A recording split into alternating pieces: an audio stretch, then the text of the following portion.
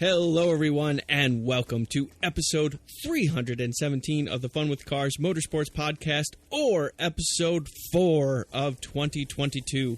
I'm Robin Warner, and today I'm joined by the man who just missed out on that second Haas seat because he's an American, Christopher Roche. Hey, Chris. Hello, Robin. You second-guessing that citizenship now that it eluded you again? Well, I'm dual nationality, but not one of them is not Danish. So, maybe that was one of the key criteria. Yeah, you had to have an ish. You had to have an ish as part of your name. But English sorts it. Darn. Yeah, maybe that was an oversight on Haas's part. Well, I'm not Russian, which definitely helped. It is Wednesday morning, March 16th, and we are going to talk about the second Formula One test in Bahrain, as well as the latest Formula One news, and I interviewed IndyCar driver Simon Pagenaud of Meyer Shank Racing. But Chris, where would you like to start? Well, let's start with the big Haas announcement. So Nikita Mazepin is out. He's been asked to move on, and we did speculate on who might replace him in the last podcast, and neither of us named this individual, but Kevin Magnussen is back. And he's dumped his contract with Ganassi and Peugeot, and he is back in Formula One on a multi-year deal at Haas, which is, I think, remarkably good news for everybody. I was really pleased with this because he really was a strong performer at Haas in the multiple years that he'd been there, and I thought really did a good job to get the best out of the car. I think it was 95% financial that led him out of the car. So the fact that Haas came back to him and said, obviously, we always respected your talent, and now we're in a place where that's more important than the money. I don't know if that's quite the right way to say it, but I'm thrilled to see it because, I think Magnussen is going to be a higher-rated driver than Giovinazzi would have been, and he was the other kind of established, recently retired Formula One guy that we were discussing.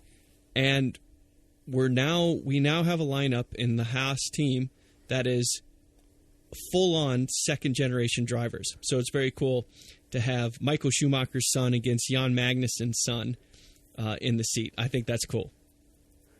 Yeah, definitely. I went back and re-reviewed Kevin's history at Haas. I mean, he obviously raced for them for 4 seasons. He finished 9th in 2018, with the highlight being a couple of 5th place finishes.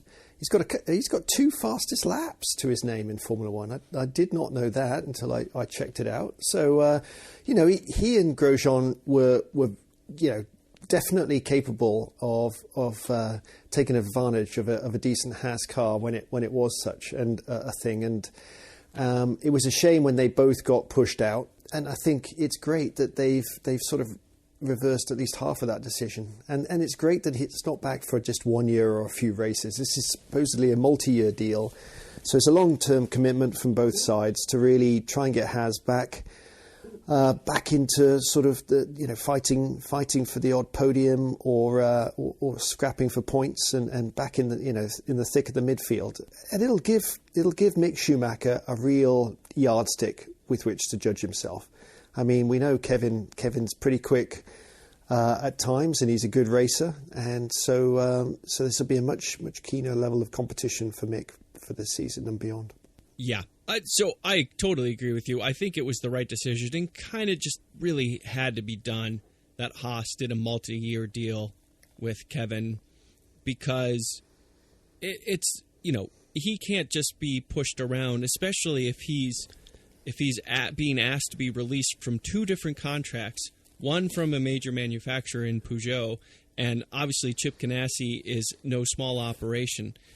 So it's like, look, I was able to keep my career going after you guys dumped me, but I can't just keep jumping back and forth at every little opportunity. So Haas absolutely did the right thing. And I couldn't agree more. I think that Magnussen might not be considered a future Formula One champion in many people's eyes, but he was definitely deserving of a Formula One drive. I think he was definitely plenty capable to keep his seat. So that is going to be something that Mick can feel a lot more confident about. How is he stacking up to the Formula One community as opposed to someone that was there for financial reasons as much as anything else. Right.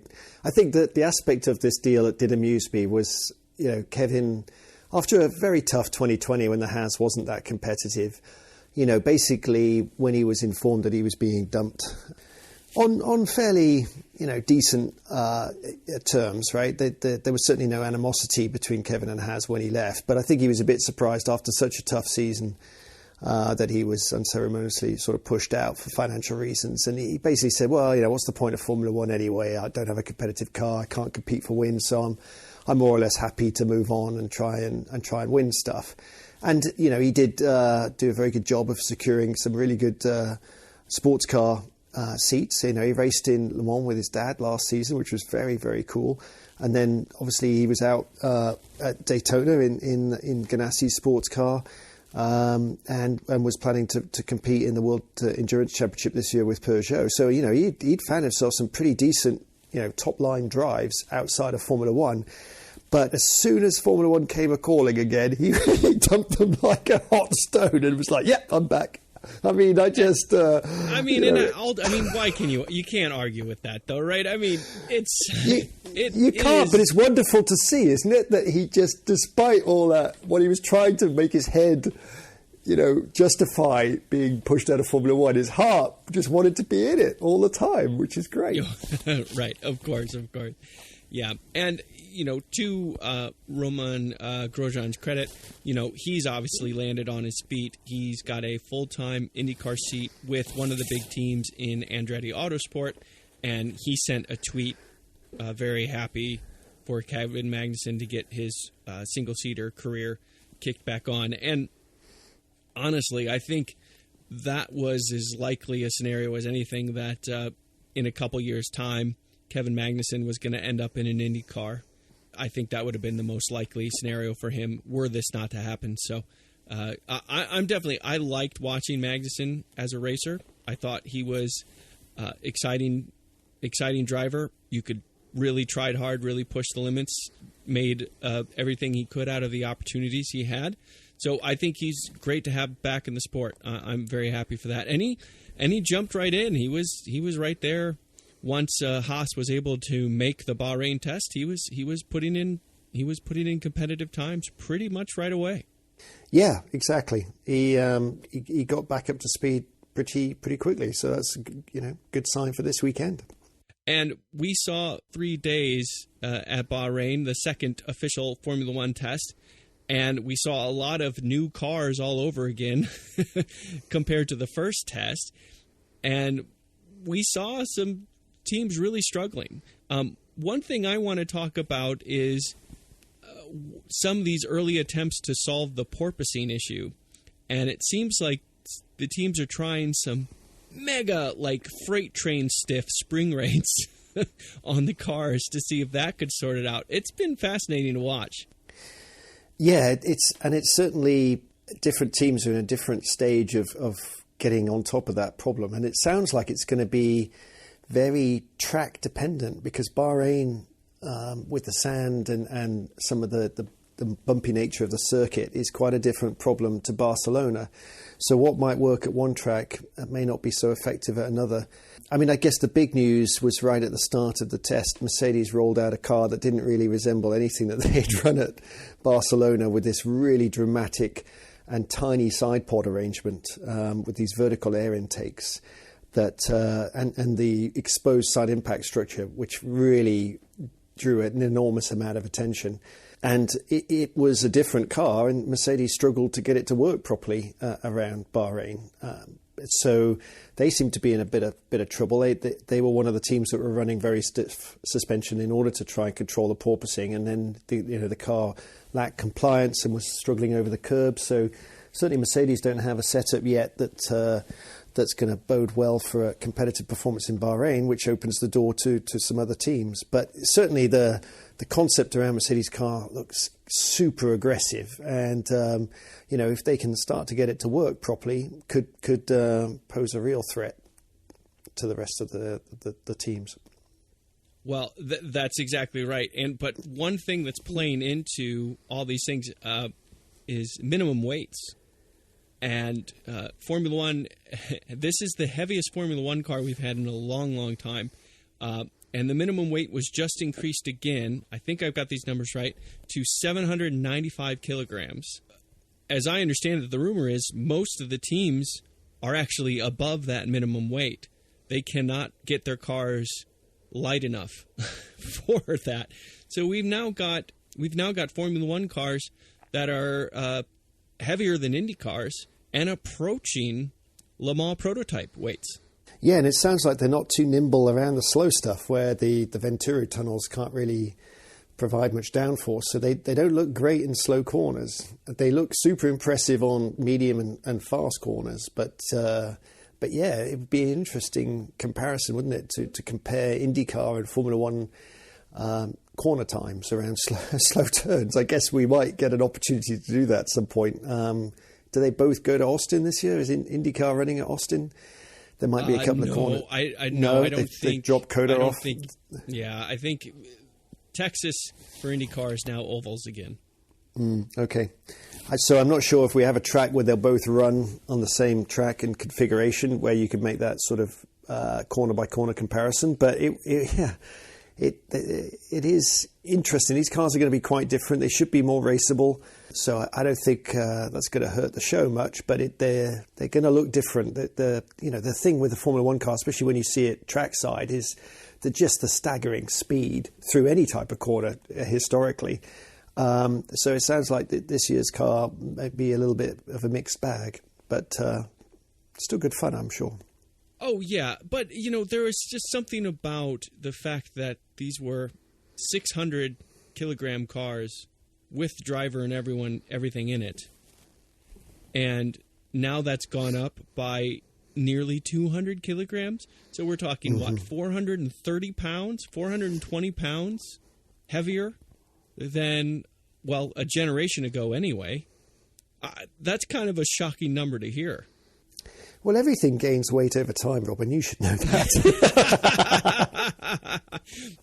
I have no idea what you're talking about.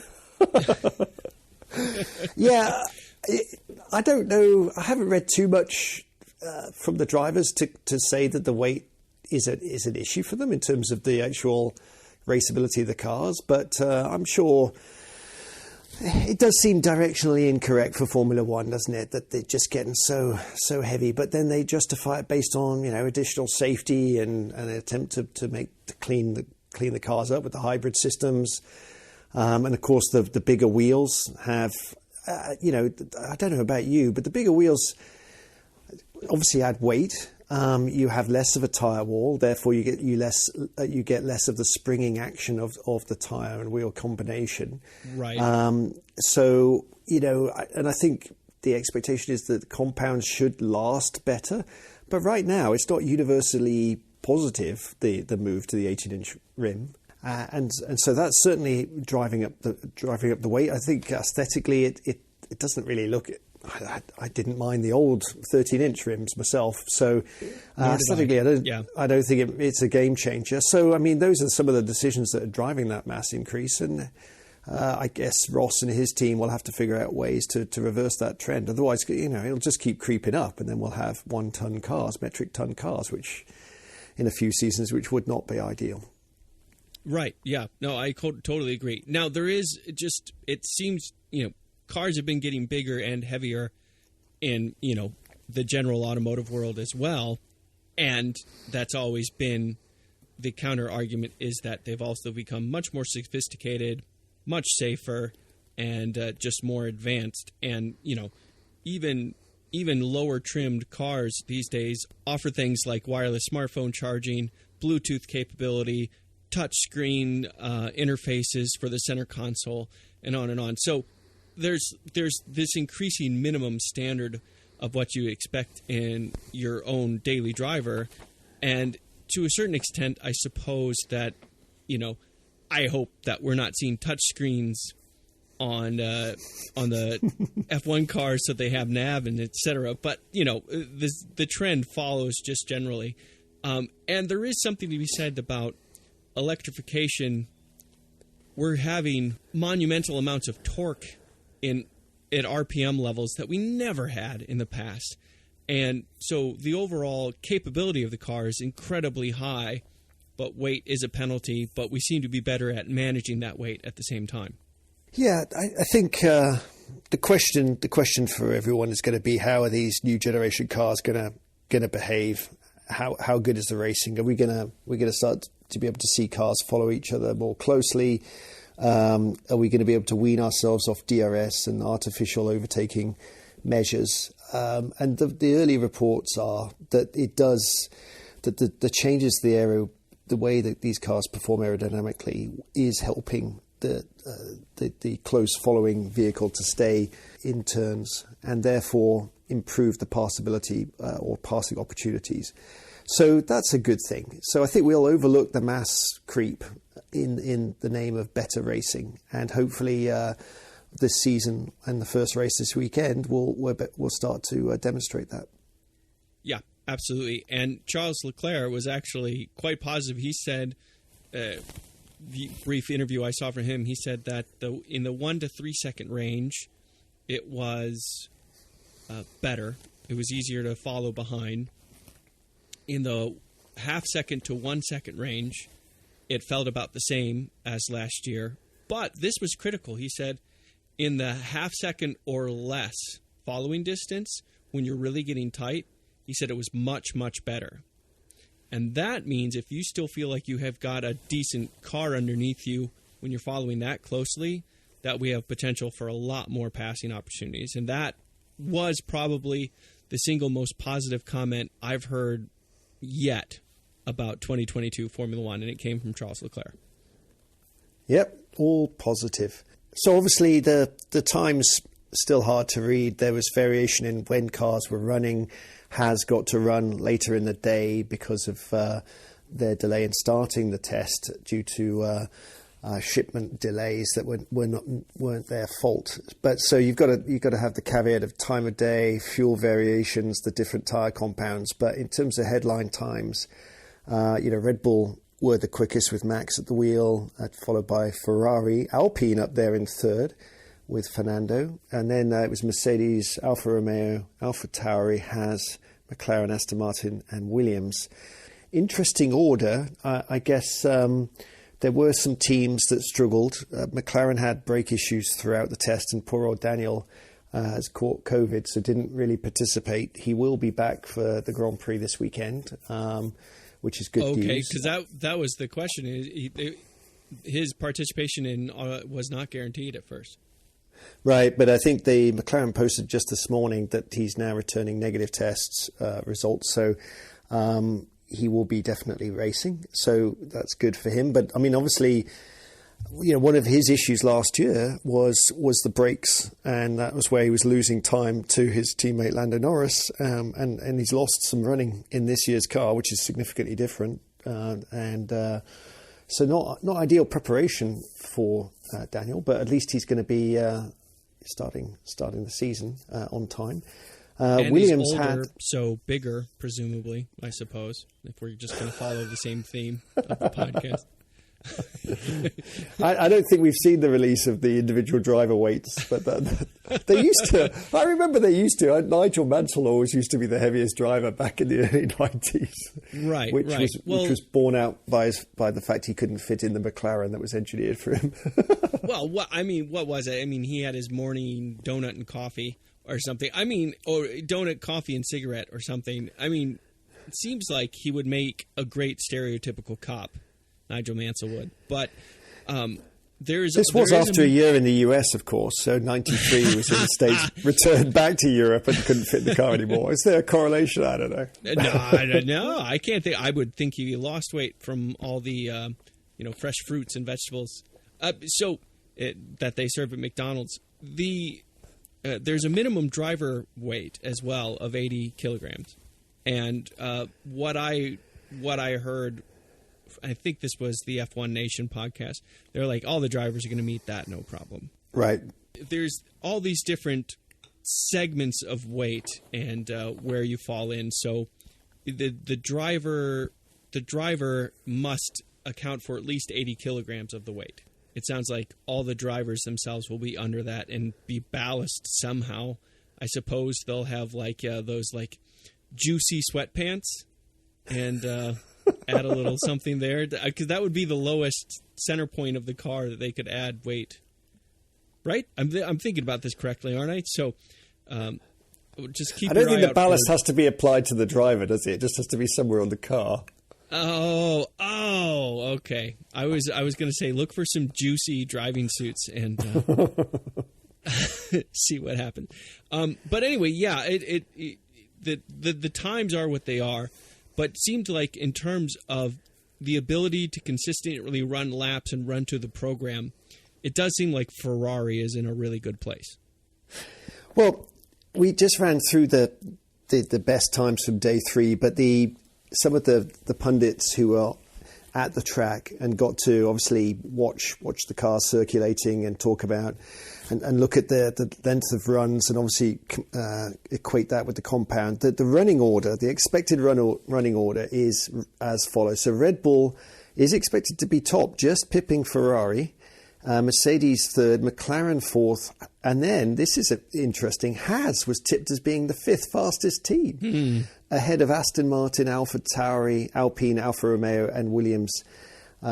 So they did highlight that the middle order is very congested, and it's really hard to split them. But, Ferrari have had a really strong winter season, but with the Red Bull upgrade that came on day 3, they were very quick immediately with that upgrade, and the times were very easy to achieve. So that did look ominous for round 1 for sure. Red Bull got into a sweet spot very quickly. They have a pretty good compliant car, but they can run it fairly low and achieve the downforce levels with the new tunnels. So.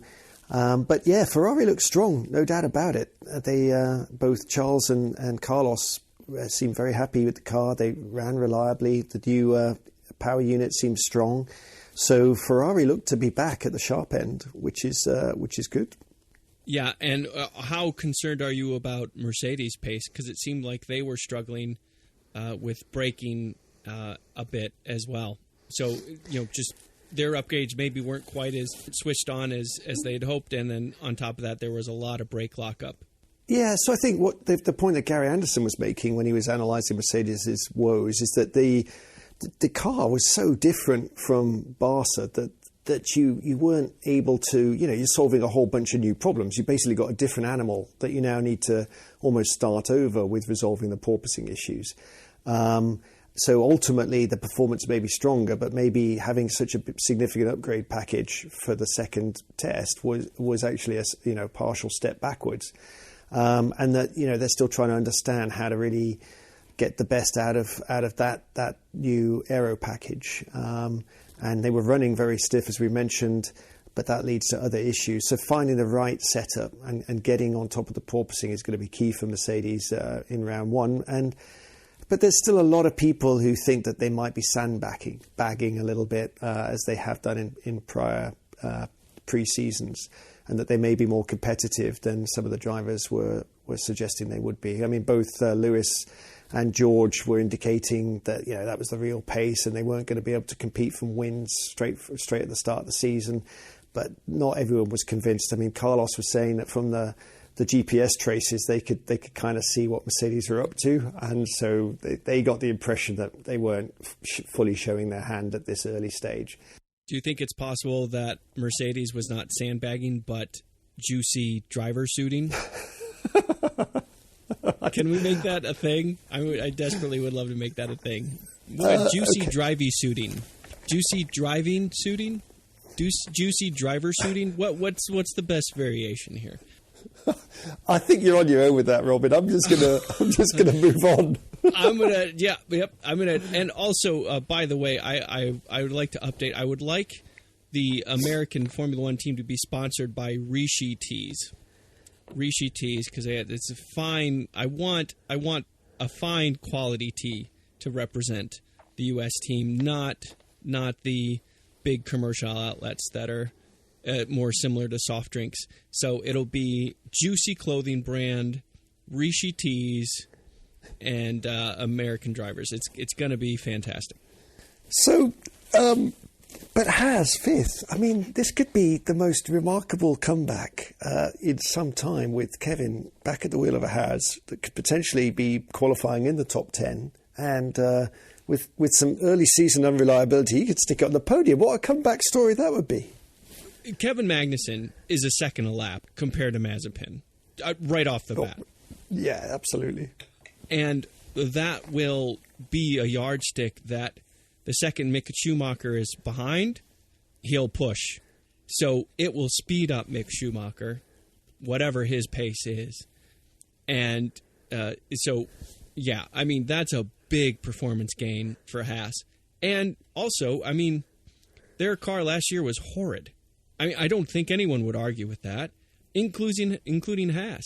So, you know, it'd be good to see that they were able to find something that is giving them a solid competitor once again.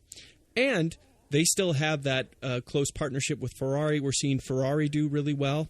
So you have a car that has developed on their own much more. They are trying to separate themselves from the Dallara and be more in-house on that side of things. Still maintain their technical partnership with Ferrari. The Ferrari seems to be in a really good place. So yeah, they have a lot of potential. Yeah, I mean, I feared for Haas if having written off 2021 to focus on the rule changes in this year, and they still delivered a really slow car, you'd wonder if the team was sort of really viable moving forward. But if it's paid off and they're now, you know, back in the thick or at the lead of the midfield, then it was worth going through all that pain last year and get them sort of back to where historically they've been since they entered the sport. So. And again, of course, with the new rules, they have more time in the wind tunnel. They have more time with the computational fluid dynamic modelling. So they should have an advantage this season, right, over all the teams, every single team on the grid. You know, they finished behind every other team, so they should get more aero time. And they, you know, if they use it well, then they should be able to move up the grid. So definitely, you know, promising signs for them. Yeah, no, I completely agree. So what do you think we're going to see? Who do you think is going to win the race next weekend? I mean, it does look like, you know, Max and Red Bull are probably going to take the win. If those times and Bahrain test performance overall can be believed, then it does look like Max is going to be in a very strong position starting the season. But we shall see. I mean, there's so many interesting things that are going to play out. I mean, you know, with Ferrari being competitive, that might make some really interesting first few lap racing. And with Charles and Carlos both trying to probably get a good result straight off the bat, and neither of them will shy away from going wheel to wheel with Max. So we could have some really exciting first few laps. And then I wouldn't discount either Lewis or George. I mean, they'll certainly extract everything that the Mercedes can give them in the first round. So, you know, it's going to be, and hopefully Sergio will have moved on a little bit and will be closer to Max's ultimate pace. So we'll have both Red Bulls up there. So hopefully we'll have 6 good cars really going for it and some good racing. But yeah, my suspicion is Max is probably going to win round 1. I think that Charles Leclerc is going to win round 1. Cool. And I think we'll see both Ferraris on the podium because Carlos is so darn good, so darn consistent that if Charles is there, Carlos will not be far behind. So that is my prediction. Yeah. So that's a 1-3 or a 1-2 for Ferrari? It is either or. I'm not going to commit quite that far. And who's the third driver going to be? I think it will be a Mercedes. They've been juicy driver suiting, and I think they're going to let it loose in Bahrain. So what's going to happen to the Red Bulls this weekend then? No points.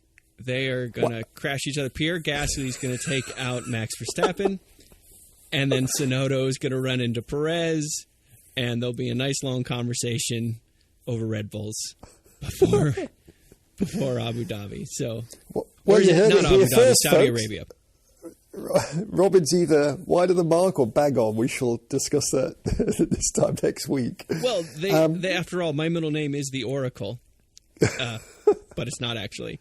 But it's not just Formula One that's been making some news, and it's not just Formula One that's got a race coming up this weekend. Sorry, I've got to stop you. No, I've got to stop you there. We have to talk. We have to finish Formula One news yet. New safety car rules, Robin. Just got dropped today. So remember that. Please, this is the juiciest driver suit we've been holding out. Go for it. So remember, the FIA did nothing wrong in Abu Dhabi last year. Michael Massey did everything right. They was spot on perfection. Yeah, absolutely. They've admitted nothing, and yet they've decided to change the regulations surrounding safety car deployment. Coincidence. So lapped cars. So when the safety car is circulating and you have lapped cars, now all the lapped runners have to unlap themselves before you could restart the race. So no matter what, all of the lap runners have to be able to unlap themselves. Not just ones that the race director fancies, not just ones that might spice up the show, all of them. And interestingly enough, they haven't amended the rule that says that the safety car will come in at the end of the following lap after all the lap runners have unlapped themselves.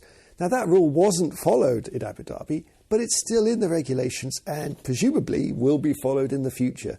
So, interesting clarification on the eve of the start of the 22 season. It's as close as we're going to get to admission from the FIA that they dropped the ball. Yeah. They dropped the juicy driver's suit right on their foot is what they did. Oh, dear Lord. It is true that Formula One is definitely going to be exciting to watch. There's been a lot of changes going on for what was a very exciting, if not quite controversial, season end of 2021. But I'm also quite excited to see how IndyCar is progressing. We had a fantastic race in St. Petersburg, Florida.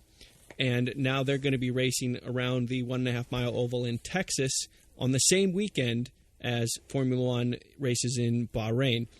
IndyCar's got some news as well. Chris, would you like to start there? Sure.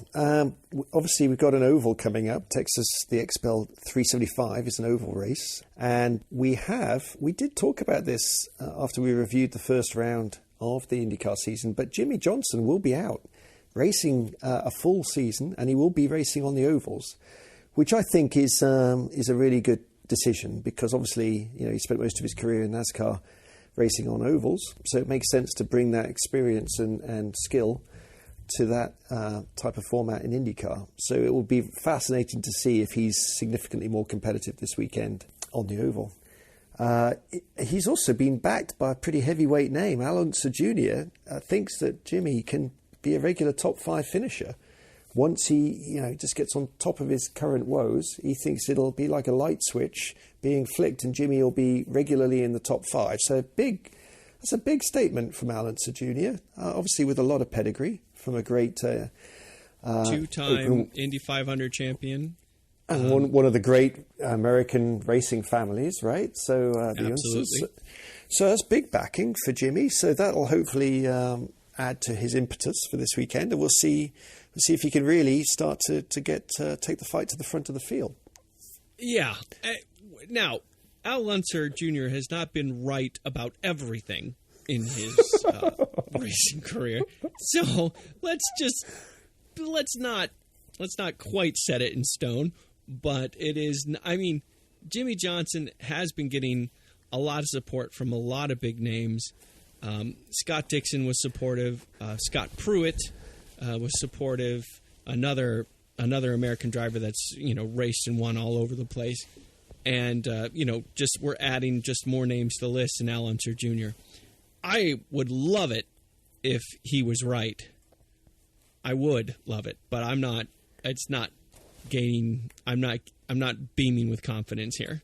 So I think we all kind of get that IndyCars is very competitive. There's a lot of good drivers. The cars are challenging to drive, and that if you've not raced an open wheel car on some of these tricky road and street courses, then there's a steep learning curve. I think we all understand that. And Jimmy's struggles last year, which he seems to be getting on top of. He certainly was more competitive in St. Pete this season.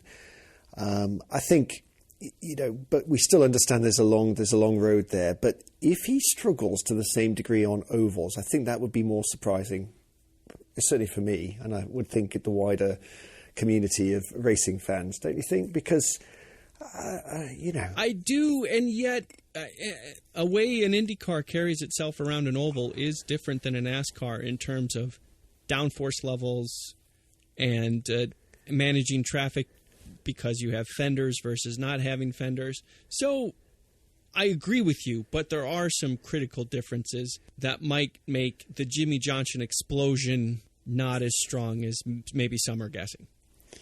But, I mean, he's an oval specialist, really. I mean, he's spent most of his career racing on ovals, and he's up against guys who, most of them, come from road courses. That's their background. So you would think he would have an advantage even in a different type of car. You got to believe that would help him. So it'll be, for me, fascinating to see how he goes. It can't hurt. And, I mean, one thing that Jimmy Johnson has definitely done very well he's managed everyone's expectations. So a decent result in an oval is going to be a win for Jimmy Johnson. I mean, they might even put him on the podium. So it's like, first, second, third, and Jimmy Johnson. Hey, you were on the lead lap. Here's a trophy. If he has a better than usual result, even if it's still not remarkable, I think people are going to celebrate that. That's my point, in all sincerity. But there is one driver that I'm going to be looking at very closely. I've been a big fan of his for a long time, and I've been lucky enough to meet him a couple times. He's always been a gentleman. That man is Simon Pagenaud. He is now driver of the number 60 Meyer Shank Racing Indycar, and his new teammate, Elio Castroneves, is kind of a reunification of sorts, as they were both Penske drivers in recent history. But I had a real nice chat with him, and I want to share that with you guys right now. Simon Pagenaud, driver of the number 60 Meyer Shank Racing Indycar. Thank you so much for joining us to talk about your career and what you have coming for 2022. Well, thank you for having me. It's an exciting year. It's a lot of unknown, a lot of new things. I feel very refreshed and ready for the challenge. It's a big challenge. It seems like we've got one of the most competitive and full IndyCar fields we've had in a long, long time. And you are meeting this new deep field with a brand new team and in a way a new teammate, but in a way definitely not a new teammate.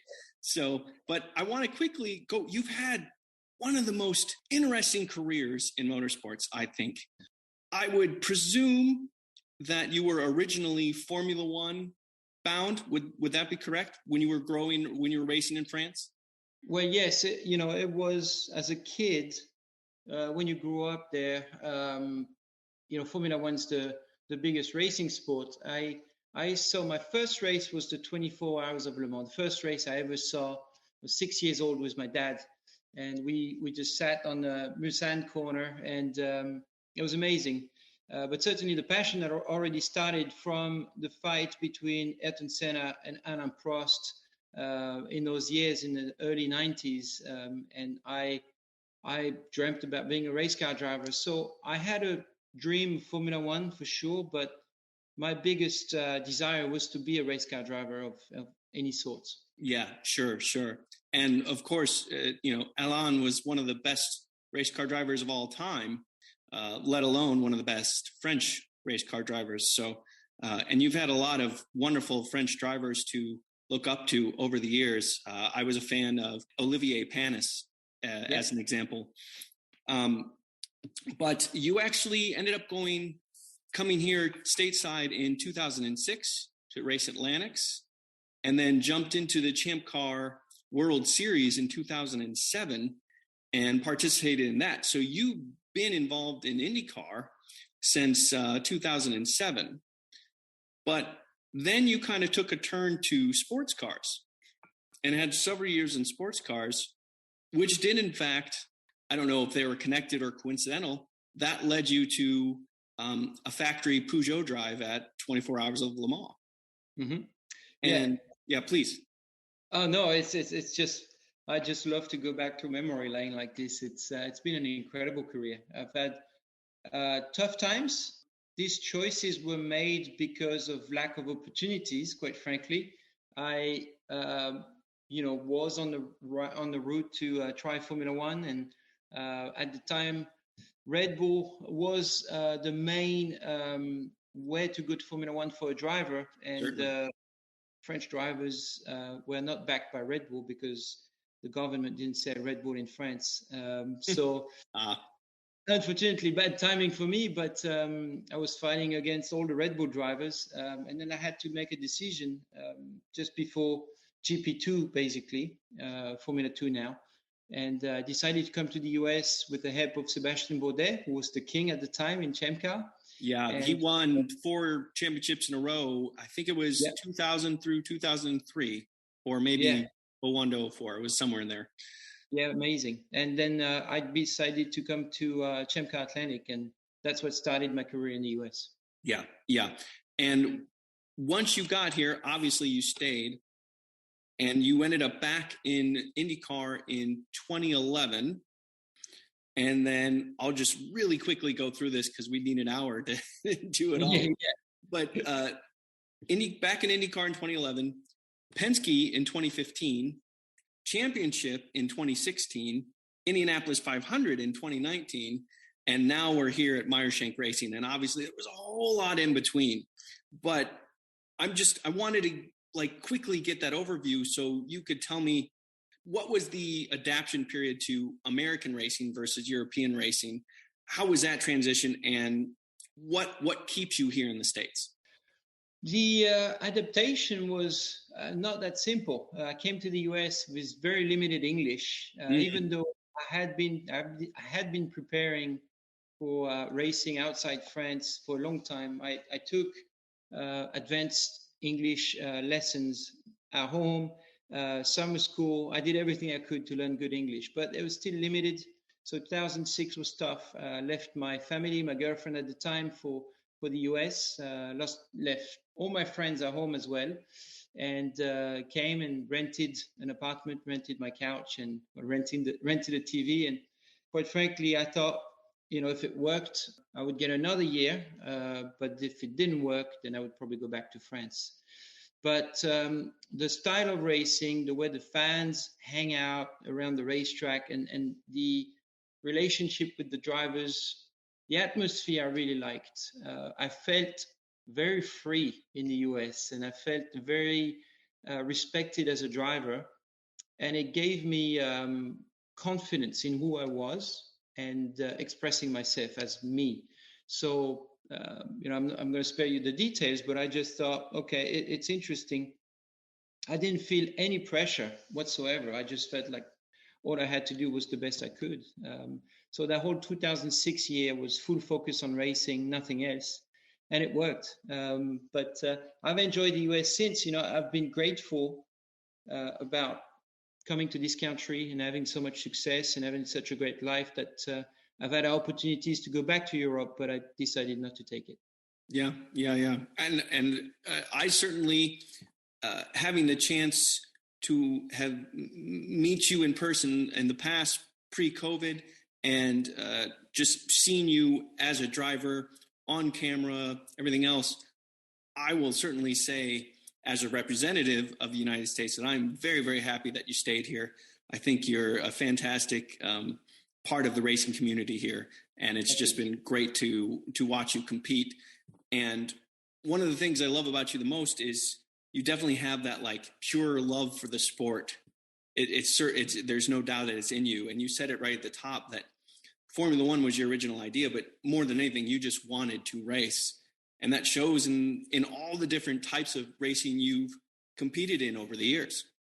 Yes, it's a deep passion, and I had nobody in my family that was in racing. I start from zero. My dad obviously loved cars and taught me how to drive at a really young age on a parking lot. It's a really strange thing that when we discovered I had talent, I was 7 years old driving go-kart, and it started from there. But my family certainly did not push for me to become a professional, and I think that's why it worked, because I had to try harder to make it happen. So it's been an interesting time, full of tough times, but that's what makes you stronger. So now you're in this kind of new transition period where you had several seasons with Penske, I believe 6 seasons with Penske, and now you're transitioning to a new team after developing those deep relationships with all the folks at Penske, the engineers, the mechanics, everyone. Does it help that as you transition to this new team, you're kind of reunited with an old Penske teammate in Helio Castroneves? Yeah, absolutely. It helps because we know each other well. We work together, and our personalities complete each other really well. So there's also the fact that we've both had all the success that we wanted. We still want more, but there's no ego. We don't fight to be the number one on the team. We both want to be equal. We both want to push the team to become the best they can be, and that's to the benefit of the team and ourselves. So it's quite exciting to be restarting together with Helio being teammates, and it's super fresh. I mean, he wants to win his 5th time Indianapolis, and I just want to keep going and keep winning. So we're both pushing, and it's fun. Does it feel good to be the young one on the team again? Is that nice?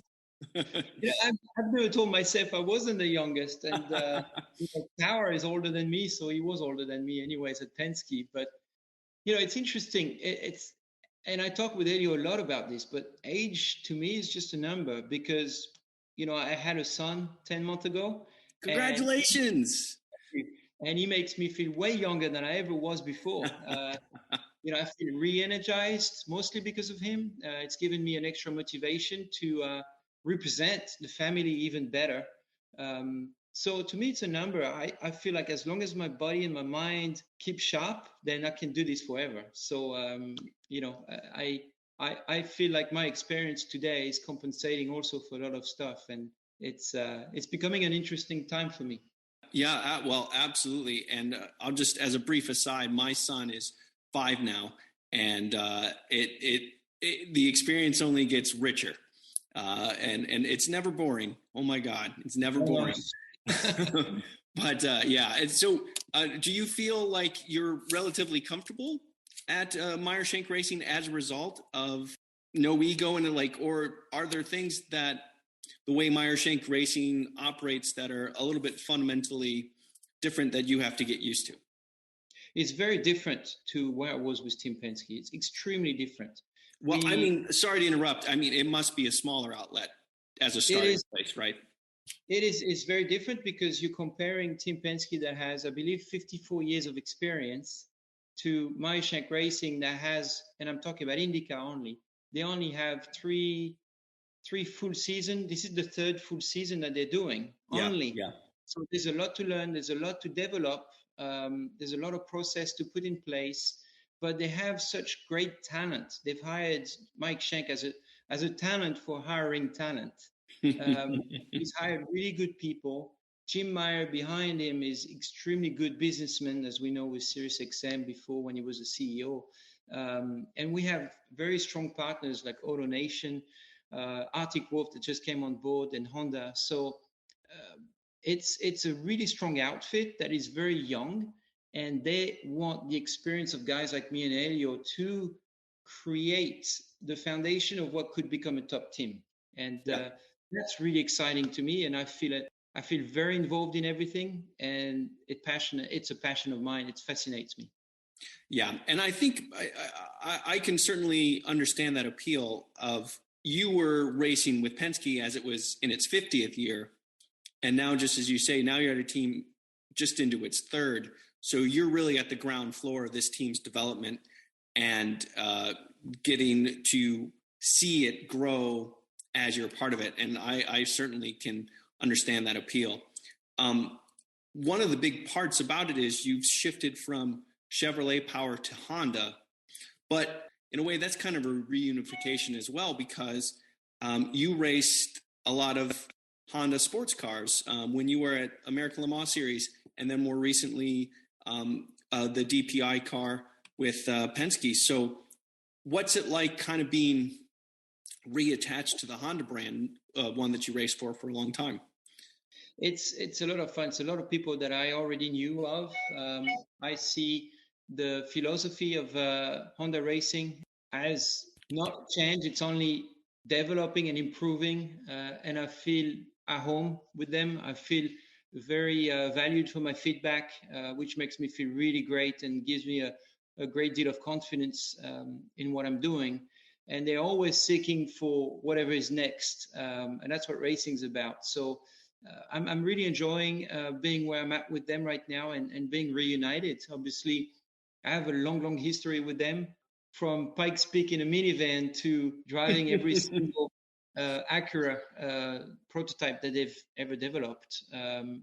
Not ever, but since 2008. So it's been really cool to reunite that history. But I'm obviously super grateful for what happened with Chevrolet, because they gave me the 500 and the championship. So I will never forget that. And I'm grateful for that competition between the two, because without the competition, it wouldn't. My career would probably not be at this point now. So I'm very grateful for all of it.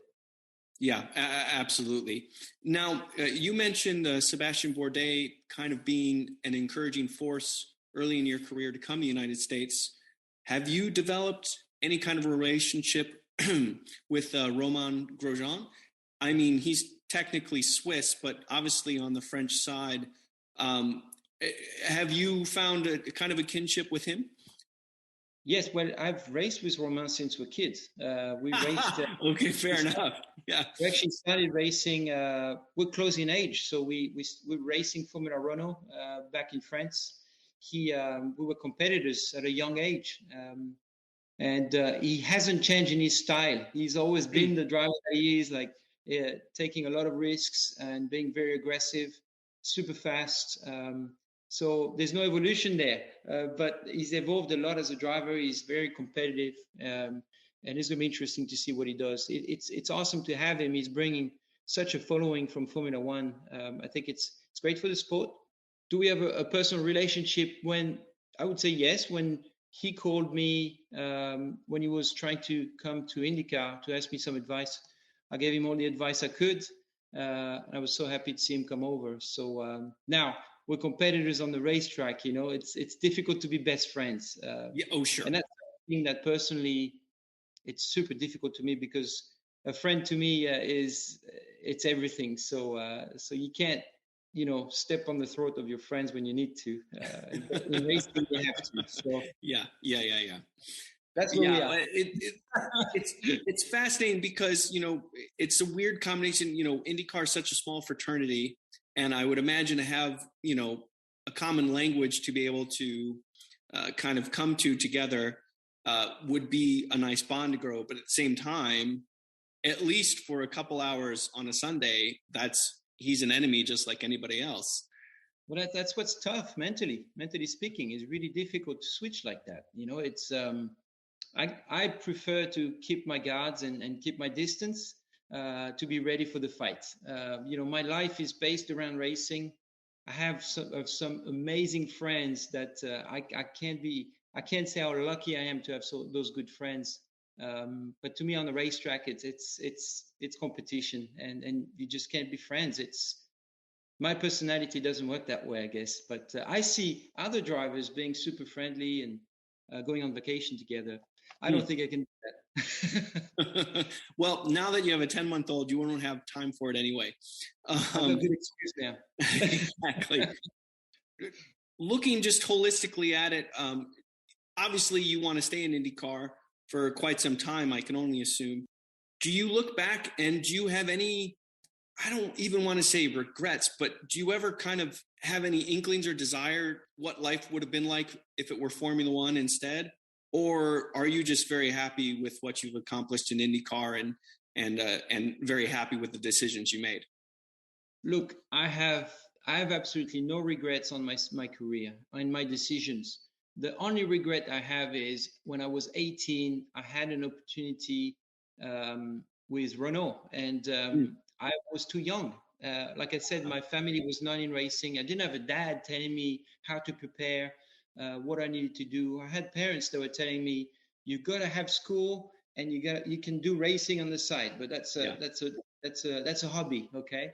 And then we became serious too late. So I missed that chance that I had because I was too raw at the time. And I was 18. When you look at Verstappen, who's already, he's a champion in Formula One at 21. So I lost a lot of time because of my surrounding. But that's okay. It's just, my life is like that. You can't regret that. It's just, it was shaped differently. Now I'm super proud of what I've accomplished. The fact that I had the balls. I had the balls to leave my country and come here and take on this huge country and this new culture, So there was a lot to it, and I climbed the mountain, and I'm happy to be on top of it. Yeah, absolutely. Well, as you said, you literally climbed Pikes Peak with us, so you're definitely there. And just as you said yourself, your father wasn't Jos Verstappen. Your father wasn't connected to Formula One in such a way that you could get that glide path that Max got. Just, when you're in racing and you're not connected to it via family, that is an extra step that you have to overcome. Absolutely. Last question. You've been very gracious with what you're saying about the United States. I'm going to challenge that a little bit. How is the food here compared to, I'm curious, as a fan of French cooking, I'm curious, are you working to up Meyer Shank's food truck game? Are you working to improve the baguette recipe? What have you got for me? Well, listen, Jason Givens, who's our team manager, we've had this conversation. I said, listen, I can't do burrito at lunch. During a test session of 8, we're driving 8 hours on the racetrack, full on. I said, I can't do that. My stomach cannot stomach it. So can we do something about the food? Can you give me pasta at lunch? And we had this on the first day, and I felt like I was being very demanding. But you gotta get the right food, man. I mean, I need the right fuel for my body. So I think I'm upping their game, yes, at this point, but I think they're all going to enjoy it. Yes, it benefits everyone. I couldn't argue with that, certainly. However, I did bring donuts to the race team the other day, so I'm guilty of that. Well, Simon Pagenaud, we will be paying close attention to how you and indeed the team Meyer Shank develops in IndyCar, and I'm sure you'll be jumping in any race seat where there's an opportunity to jump into. We'll be paying attention to that as well. Thank you so much for taking the time to chat with us. Thank you so much. I appreciate it. Yeah, just great man. It's always a pleasure to speak with Simon Pagenaud, and there was no exception this time around. And I'm really excited to see how the second phase of his IndyCar career goes, or maybe I should say third or perhaps fourth phase, depending on how you do the math. Yeah, I mean, there was a time where he was, you could almost say, dominant, wasn't it? I mean, he just seemed to win everything for a while. So you wonder if he can recapture that type of form in a new team. So it'd be fascinating to see how he goes. Absolutely. And it's not just IndyCar and Formula One. In fact, it is also going to be sports cars, because we have the 12 Hours of Sebring coming up also on that weekend. And the race itself is actually the day before. It is the 19th for the 12 Hours of Sebring, but that we're going to see the IMSA teams back up and running again, and that's always a great race because it's 12 hours, not 24 like Daytona, but Sebring is fast, bumpy, and punishing, so that is a really hard track to last 12 hours on. Yeah, it's a classic sports car event, isn't it? Always for a long time, decades that's been running. It's always sorts them in from the boys, as you said. Some cars just can't handle the rough nature of that circuit. And it's not just IMSA. WEC will also be there, so it's going to be a super sports car weekend. they're doing 1,000 miles for the WEC, and so it's just going to be crazy full, interesting weekend down in Florida for sports cars. Cool. Is it going to be as cold as it was at Daytona? I imagine that most everyone hopes not. I mean, it was seriously approaching freezing at Daytona, which for a race tire, I mean, that's just brutal. But yeah, so the 1,000 miles of Sebring will be on Friday for WEC, and then 12 hours Sebring will be on Saturday. Cool. Sounds like a fun event. Yeah. And finally, there's something even more exciting than all of those things combined. My latest YouTube video. And Chris, this one is a stonker. I did a fuel economy test, and I put cameras up and recorded it. And I even got my Microsoft Excel out and crunched a few numbers. And the basis of the test was, how does speed affect your fuel economy rating on the interstate? So I did this 40-plus mile loop, and I did it at 3 speeds, 60 miles an hour, 70 miles an hour, and 80 miles an hour. And, the results were, how did that hurt your fuel economy? How did that help your time? And, as you can imagine, the faster you go, there's some diminishing returns. Well, presumably you got stopped by the state police because you were speeding, Robin. No, I never speed. No, never. I went, I misspoke. I went 60 kilometers an hour, 70 kilometers an hour, and 80 kilometers an hour. Got it. So what was your fine? Do you want to know that even when I was cruise set to 80, I was getting passed a lot. So, of course you were. Yeah. What was your car for this challenge? Oh, I'm so glad you asked. It was a 2022 Lexus NX 350 all-wheel drive luxury. It was a very nice car to use for this test, and we saw some quite significant differences between 60 miles an hour and 80 miles an hour, but it was a very comfortable car throughout the test. But this was a V6 internal combustion engine, or...?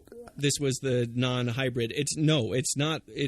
So this is the non-hybrid, but the just like the Germans, the number after the letters do not refer to displacement. It is a 2.4-liter turbocharged 4-cylinder in this car. It's actually the smallest displacement engine you can get because the NX 250 and all the hybrids use a 2.5-liter engine, but it's a non-turbocharged 2.5-liter.